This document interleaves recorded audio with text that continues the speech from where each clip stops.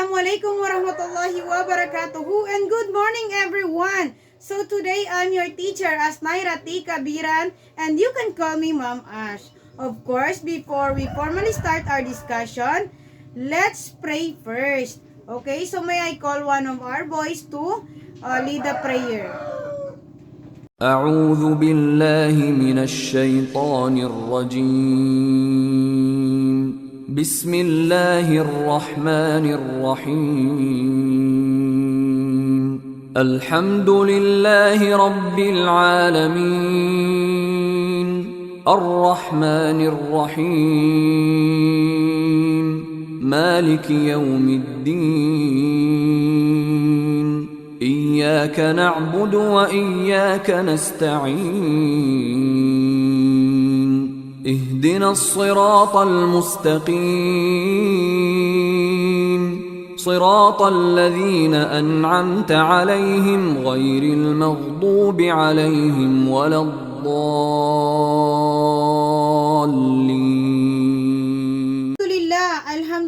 Alhamdulillah, and good morning again everyone. Okay, so today before we proceed, I will check first your attendance and inshallah, you will learn a lot from our discussion. Okay class, who is absent today? Thank you very much for your response. And I'm so very thankful because you're complete today. And it's very much grateful as your educator that you are complete. And before we proceed to the discussion or our main topic, of course, I will introduce first my classroom rule. So what is it? Okay, so my classroom rule is only one word. So the word welcome. So what is welcome? Okay, W stands for when you come in this classroom. Okay, and letter E as everyone must be prepared for class and listen to the discussion. And letter L is learning are expected to achieve. And the letter C is come on time on our class. And letter O is our discussion is fun. And raise your hand to speak and not to disturb. And letter M is mutual respect are part of our class or discussion. Because the letter E is everything we do and say must be recorded. So that's my classroom rules. And I hope it is clear for us that my classroom rules is I introduce you and you are already aware. Okay, so let's proceed. Okay, class, so who can remember our last topic yesterday? Very good, Miss Babylin. Our last topic yesterday is all about PBL or problem-based learning. Okay, so let's proceed. Okay, class, so before we proceed to the main topic, of course, I prepared first a short activity. Only 3 students that I need to observe the picture. So I prepared a picture to observe. The activity is observe me and say what you see. So meaning you will observe the picture. So who wants to observe the picture? Miss Babylin. Okay, so try to observe me. Say what you see. In my own observation, in this picture, which is A, B, C, D. This website and all of these apps, which is the Instagram, Twitter, Facebook, Messenger, and email, is we can use it to find more information through communication with other people and also by doing any documents. That's all. Thank you. Okay, thank you very much, Miss Babylin, to share your observation about the picture. Very good. Okay, who is next? Thank you very much again for your idea. Very good. And who else? Okay, thank you very much for sharing your observation about the picture, Sahraman. All your idea is connected to the picture that you observed. And of course, it is connected to our topic. So that's why I conducted that activity. So let's proceed. Okay, so our topic for today is all about the WWW or World Wide Web and the productivity tools. But before we proceed, I will introduce the objective of our discussion. Okay, so the objective of our discussion, at the end of this lesson, students are expected to A. Define the WWW or the World Wide Web and Web 2.0 websites and the productivity tools in terms of technology. And letter B. Identify the importance of the websites and productivity tools to help in PBL. And letter C. Can use the website and productivity tools through application. So let's proceed to the main discussion. Let's proceed to our main discussion, which is what is WW or World Wide Web? So it refers to all the public websites or pages that users can access on their local computers and other devices through the internet. These pages and documents are interconnected by means of hyperlinks that users click on for information. So meaning to say, World Wide Web is all about public websites or pages that users can access into other devices. Ibig sabihin, yung WW or yung World Wide Web na sinasabi dyan is yun nga yung mga public websites natin, yan na yung mga pages natin na kung saan tayong mga gumagamit, tayong mga users is pwede tayong maka-access into other computers, which is pwede tayong pwede natin siya magamit sa other computers through internet. Kasi without internet, hindi tayo maka-access ng ating public websites. And then, ito na yung ito yung mga documents na kung saan interconnected siya sa ating hyperlink, which is isang click lang natin is makukuha na natin yung information. Like for instance is www.edoc.ph. So yun po, kapag pagka-click mo pa lang doon, lalabas na yung information na gusto mo makuha. So yun po yung sinasabi noon na kung saan ito yung mga pages, public websites natin, na kung saan interconnected siya, or ito yung mga hyperlinks natin na sinasabi, yun yung World Wide Web or WWW or triple W po. Let's proceed to the next one, which is what is Web 2.0?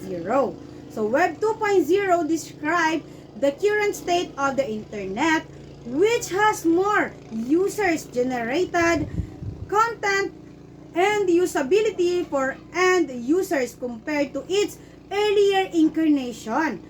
Web 1.0 and Web 2.0 generally refers to the 21st century internet applications that have transformed the digital era in the aftermath of the dot-com bubble. So, ibig sabihin, itong Web 2.0 is tinutukoy niya dito is yung 21st century na mga internet application na kung saan ito yung mga ginagamit natin ngayon na application. For example is yung Facebook, YouTube, at yung mga makabago na like yung say CC, 'di ba? Every year may mga bagong apps na tayong mga kabataan is nade-develop. So yun yung tinutukoy diyan. Ibig sabihin sa Web 1.0 is other app application or other internet application naman ang nade-develop. So iba-iba po yung mga development na nakukuha sa ating Web 2.0 na kung saan ang dinidescribe o sinasabi or tinutukoy is yung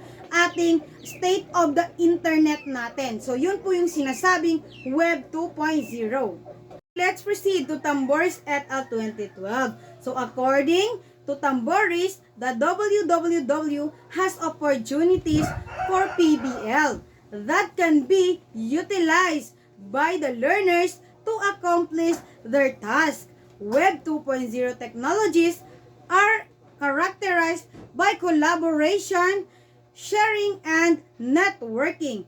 They may facilitate and enhance PBL activities. So, yun yung kay Tamboris. And tama nga naman, without WWW or World Wide Web, imagine, ang mga researcher natin, ang mga pinapagawang activities ng mga teachers, of course, mahihirapan po yung learners or yung students na makuha yun siya. So tama yung sinasabi niya na has opportunities for PBL, which is the problem-based learning, na kung saan maaaring makatulong sa mga students natin. Kasi nga, sabi ko kanina, ang www is the hyperlink or website or the pages natin na napagkukuha na natin ng information na kung saan pwede siyang gamitin in other devices through internet. So, yun po yung sinasabi dyan, na kung saan si Web 2.0 naman is siya yung technology na kung saan it can characterize to kumbaga nakikipag-collaborate siya or collaboration and sharing. Of course, di ba pwede nating i-share yung nagiging functional naman ni Web 2.0 is pwede natin siyang i-share in others para makuha natin or madali lang natin makuha yung information. So, yun yung ayon kay Tambourist et al. 2012. So, let's proceed to in the study of Kung 2018. So, according to the study, it was found that advanced language learners had positive perception about the use of Web 2.0 technology in writing instruction. So, in the study of Kung 2018, it's found out that we are advanced in language learning, which is, it is the positive perception of using Web 2.0. Ibig sabihin, ito yung nagiging positive perception sa paggamit natin ng Web 2.0 na kung saan tayo ay natututo ng writing instruction through technology and nagiging advanced tayo na natututo ng iba't ibang language through Web 2.0. Kagaya ng sabi ko kanina, ang Web 2.0 is ito na yung mga makabagong internet application. So, di ba sa mga internet application natin, meron diyang writing instruction, meron diyang different dictionaries na kung saan pwedeng Filipino-English, pwedeng Filipino Korea or kaya English in Korean. Yun yung kumbaga translates niya. So, yun yung pagkakaroon natin ng advancement. So, yun, tama yung study ni Kung 2018 na kung saan tayong mga tao na nasa 21st century is nagiging advanced learner tayo sa language. Kasi natututo tayo, it's because of technology and it's because of the internet application ng mga makabago na nade-develop natin. So, yun po yung ayon sa study ni Kung 2018. Let's proceed to productivity tools. So, what is productivity tools? Such as those for writing, presentation, calendars, organizer, and citation, and others are also available to assist learners and teachers in accomplishing required tasks in outputs from PBL activity. So, ibig sabihin si productivity tools kagaya lamang na writing, presentations, spreadsheets, calendars, organizers, citation, and others is nakakatulong yung kay teacher. And for instance, kasi available and also available others. So, ibig sabihin, for instance or for example is yung GMAT natin and yung G-class na ginagamit natin ngayon. Na kung saan, si teacher and learners, even though hindi makapunta ng school, nandun yung learnings kasi nakakapag-meet through video call. Kasi 'di ba, hindi man tayo nakapunta pero nakakapag-present si teacher ng kanyang mga topics or lesson. And of course, organized nitong kita or kumbaga na-share sa atin ng mga students. And then yung G-class na sinasabi, may mga activity, assignments, and other activities pa na ginagawa natin. At even yung quizzes, exams is pwede natin sa G-class i-pass. Even though hindi natin siya maibigay personally, pero maibibigay or maipapasa naman natin to through G-class na kung saan andun yung sinasabing link na nandoon yung maibibigay ni teacher, yung hyperlinks. Nandun na napaloob na doon si www or si www na kung saan si World Wide Web natin. Napaloob na siya doon kasi andun yung link, hyperlink natin na kiniklik natin. And si Web 2.0 nandun na rin. Sino doon si Web 2.0? Yung app natin na si G-class na ginagamit natin ngayon. So, yun po yung sinasabi doon sa productivity tools na kung saan makakatulong kay learners and kay teacher. Productivity tools are also free tools that can be downloaded for mobile phone, laptops, or desktops. And then, before using or recommending these tools to learners, it is important that teacher take note or try out.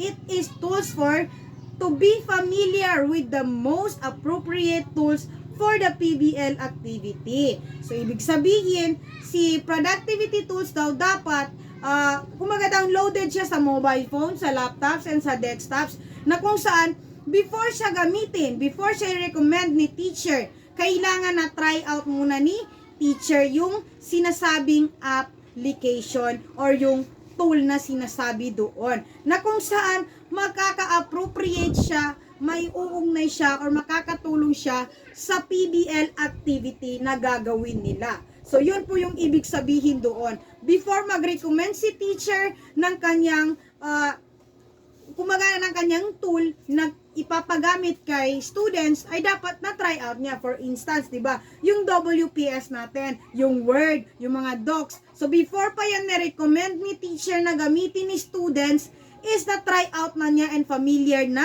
siya doon. So, kaya niya ni-recommend na ito yung gamitin kasi ito yung mas madali. So, yun po yung ating productivity tools. So, let's proceed to the PBL or problem-based learning. And I know, class, that everyone or each of you are familiar for PBL or problem-based learning. So, it is all about the developing higher order thinking skills.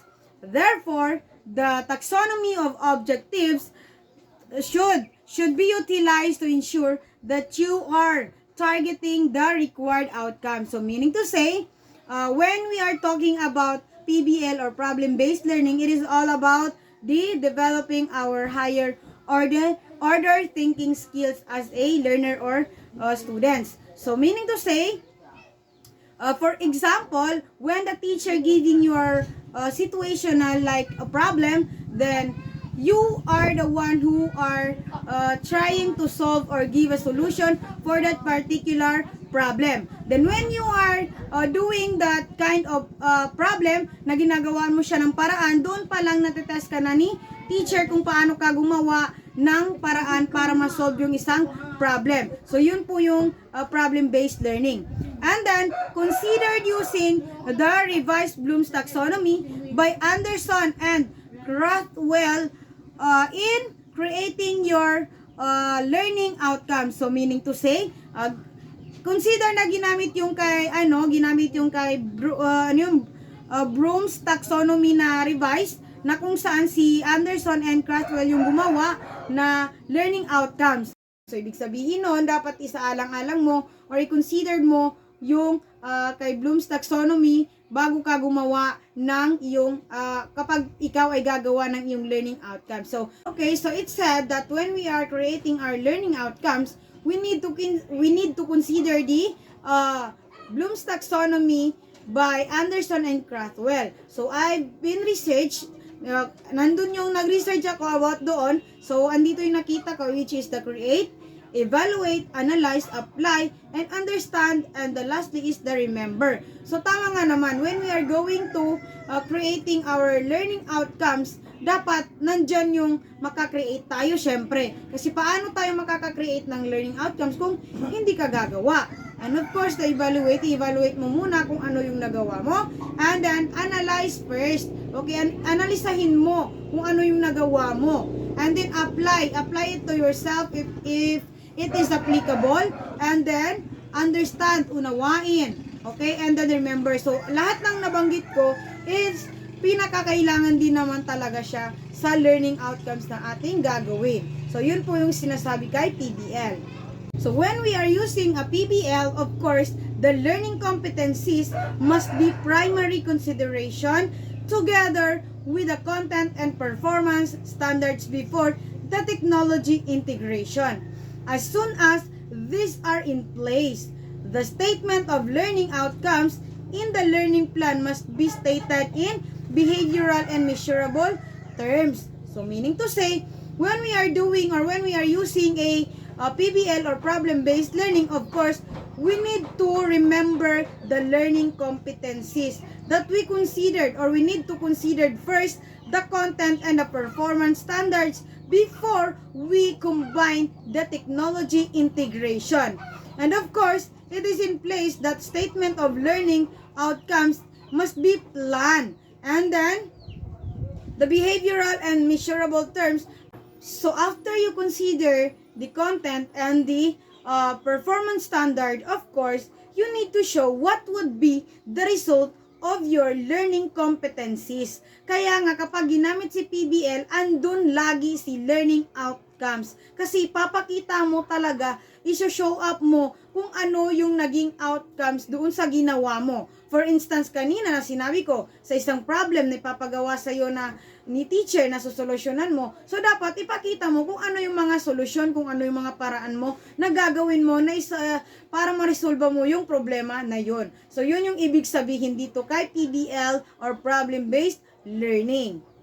So, let's proceed to the importance of World Wide Web or the WWW and the productivity tools. So, what would be or what is the importance of WWW? Okay, the World Wide Web is important to open up the internet to everyone, not just a scientist. It is connected the world in a way that made it much easier for people to get information, share, and communicate. It has since allowed people to share their work and thoughts through social networking, sites, blogs, videos, sharing, and more. So, ibig sabihin, napakahalaga sa atin ng World Wide Web. Bakit? Ito yung, kumbaga, hindi lang scientist ang gumagamit kasi tayong lahat, which is kung saan dito mas napapadali sa atin na makakuha ng information at makashare ng information sa ibang tao. Ito ay nakakatulong din sa atin para magbahagi ng ating mga nagawa or ating mga thoughts na kung saan sa through social networking and sa mga blogs or videos, di ba? So, napakalaki talaga na napakahalaga sa atin. Kagaya ng mga vlogger, kagaya ng mga ginagawa nila, so hindi sila makakapag-share without the World Wide Web. So, yun po yung kahalagahan ng ating WWW or the World Wide Web. The importance of productivity tools. Okay, it helps students adapt by assisting with time management, organizing work, and presentation, and tracking tasks. These tools make completing schoolwork more efficient and help students balance academic responsibility with household duties. So, ibig sabihin, napakahalaga rin sa atin ng productivity tools kasi natutulungan yung mga learner na ma-assist yung time management niya, kung paano niya ma-organize yung kanyang mga trabaho, and kung paano siya makapag-present ng maayos, and of course, paano niya malaman yung kanyang mga task. Na kung saan itong tools na ito or itong productivity tools natin na ginagamit is nagkakaroon tayo ng mga students na kumbaga more time na mabalance natin yung academic natin and yung responsibility natin sa bahay. So, napakahalaga at napaka-importante ito sa atin as a learner and as a teacher, yung productivity tools. We are thankful na maraming, kumbaga, na-develop na mga internet application na kung saan natutulungan tayo ng mga learners and teachers. And we are so thankful because we are in Web 2.0 na nasa new internet application tayo. And marami tayong mga technologies na nade-develop na kung saan mas nagiging madali sa atin gawin lahat ng ating mga tasks. So, yun po. Okay, that's the end of our discussion and I hope you learn a lot from this. And any question, violent reaction, you may ask if you have your queries question. So, you may ask me 5 questions only because you can finish it within 1 minute, I think. So, write love if the statement is true and write hate if the statement is false. So, write the answer the space provided. And I will wait it to the GC, send it to the GC, and I will check it. So, do it in 2 minutes. Okay, so I think 2 minutes is enough. Send it to the GC and I will wait it. And I will send a thumb mark like zone pag tapos na yung 20 seconds na ibibigay ko sa inyo when you are sending to the GC. Okay, class, for your assignment, write in a 1/2 sheet of paper. I prepared 2 questions only. This question is guided that you understand our discussion. Okay, so the first one is, what is World Wide Web and productivity tools? And give its importance and explain briefly. And the number 2 is, as future educator, how can you apply the websites using the productivity tools